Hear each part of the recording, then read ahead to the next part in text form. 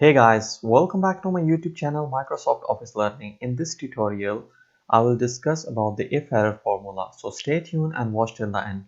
I created a very simple example.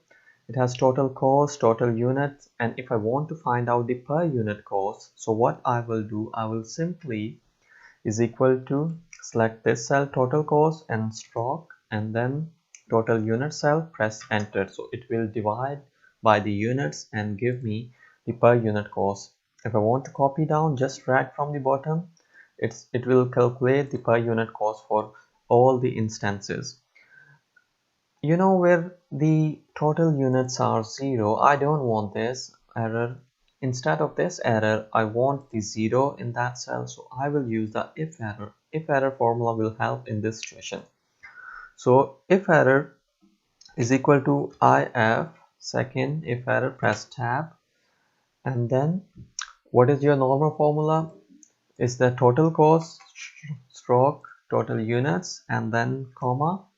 Now it's asking me a value if error. If error occurs, if the units are 0 or if something is 0 here, if error occurs, then what do you want? Either you want space, either you want 0.